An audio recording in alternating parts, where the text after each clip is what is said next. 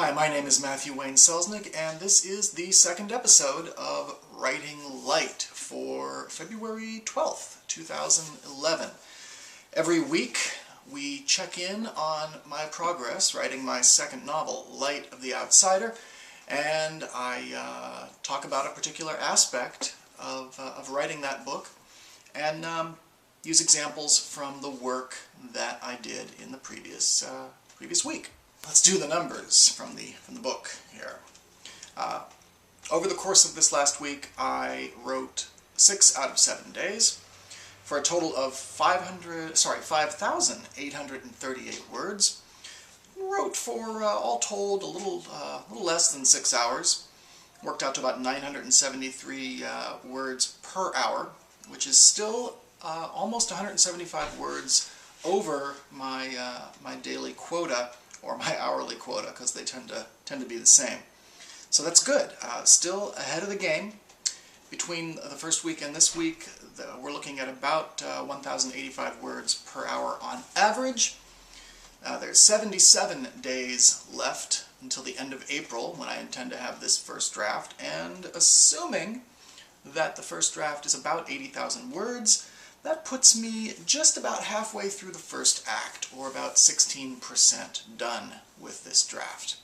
Thank you, folks, for the comments that you left on YouTube and on Facebook and on my blog at mattselznick.com. This week I would like to talk about character building. Now that's where you maybe go through hardships or do some good deeds or improve yourself and thereby become a better person. No, wait, that's the other character building. What I'm talking about is actually building the characters for your novel.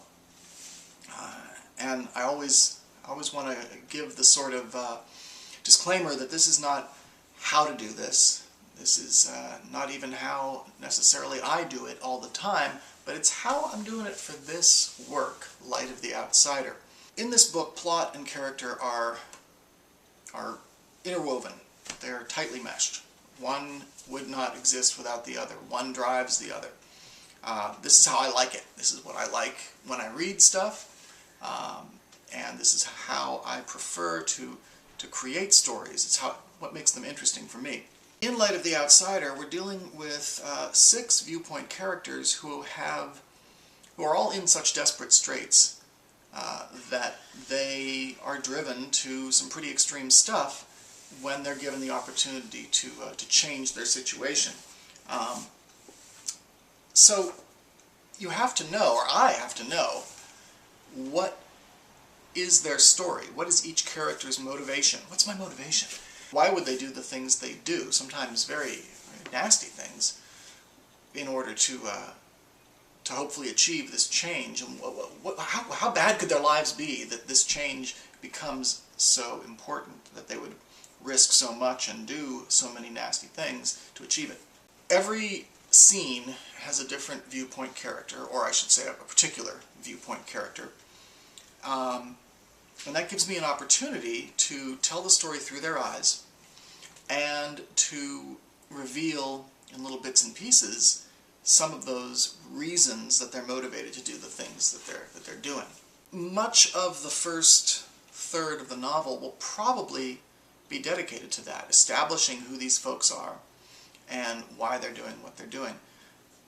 And the way I like to do it is by sneaking in little hints, not being totally obvious in most cases. There's a few sequences where we're right in the middle of somebody's head and we're practically hearing their thoughts, but mostly you're getting dropped little clues. There's a character named Llama, and there's a sequence where she has to get across the palace yard from one point to another in the dark, late at night. She's pretty sure that she'll have a clear go of it because it's late and there shouldn't be anyone around, but she's very nervous about it all the same. So I'll read a little bit of that. She was right. Someone was behind her. Llama gasped and bit down on the scream of surprise that bucked to break past her teeth. The little girl was barefoot, just like Llama, and the plain shift she wore was almost the twin of hers, save that the little girl wore the green of the gardeners and Lama wore the gray of the launderers. The little girl had been crying recently. Now, though, she simply stood with her hands weaving anxious knots from her fingers. Lama's scream was broken and tamed and left her mouth as a slow sigh. "Seppi, what are you doing here?" So, the little girl is out there, way past curfew, in the dark, all nervous and scared because she's lost this little pet of hers. This is a problem for Lama. And she's looking at this little girl and thinking, I need to do this thing without being discovered. And she thinks to herself, Seppi was Grella's. She'd been born 4 summers ago. One passed when Lama's boy... She stopped herself. She was about to escape all of that forever and not look back. And no one could know she had been this way tonight. And now, here was this little girl. "Seppi," Lama said, "does your mother or father know you aren't in bed?" So, yeah, I just cliffhangered you for a book that's not going to come out until the summertime. But here's what I did there. Lama has to do this thing. She can't be discovered, and she's confronted with a little girl, which reminds her of a little boy, Lama's little boy. And years ago, apparently something happened. There's the line, Seppi was Grella's. She'd been born 4 summers ago. One passed when Lama's boy. And Lama stops herself from thinking about that because that's all behind her now. The past is the past. She's moving forward. And she will do anything she can to make sure it keeps going forward. What happened to Lama's little boy? We don't know yet. And now she's faced with this choice. Something horrible happened to Lama's little boy. Is Lama willing to make something horrible happen to Seppi in order to make sure that she's not discovered in her passage here? This scene serves a couple of purposes. We get a little clue into why Lama is so desperate to do what she's about to do. We get a little hint to her past, and the scene has conflict. You know, when I first envisioned this scene, before I had kind of outlined things, it hadn't even occurred to me that there was no conflict here other than Lama needing to get across the yard. The only conflict originally was her fear of discovery. So I decided to add conflict to keep the scene moving forward by having her be discovered. And that presented the opportunity to reveal more about Lama, more character about Lama, by making the person who discovers her a child. Plot, character, all one thing, all kind of arrived at by understanding what is driving Lama and being able to dribble it out to you a little bit at a time. There's another scene a little later on where we meet Kug, and Kug is related to Lama, and he's a tavern owner. Yes, there's a tavern in this fantasy novel. Surprise. Big spoiler. And the same deal. We want to know what's driving Kug. Kug is a very different character, different motivations, but he is still desperate to change his lot in life. So Kug wakes up, right? He pulled on a pair of breeches, wrapped his robe around his shoulders, and went down the stairs to the common room of the Steadfast Capful. After all these years, he had no need of lantern light. He could navigate every inch of the tavern with his eyes closed and one leg tied to the other. Somehow, this place had become home. So, all right, he's very familiar with his tavern. He can walk around in the pitch black. He just knows his way through. This place had become his home. Adding the word somehow, my intention there is that you're given the impression that he had never intended this place to be his home. Somehow it happened anyway. He discovers that there's a fire somewhere out there. He sees the smoke in the air and whatnot, and he realizes the fire is coming from the palace. And he says he hoped Lama was all... He's thinking to himself, he hoped Lama was all right. Kug would never step past the palace gates and see for himself, but Lama had told him 1,000,000 times that the launderer's ward was a cramped and poorly built long building that smelled like the straw had never quite dried and had been left to blacken and mildew in the bricks. Lama made it perfectly clear it was not the kind of place she had intended to live, but worse than that, to Kug it didn't sound all that safe. Couple of things happening there. We get insight into Llama's character, and she's not even in the scene.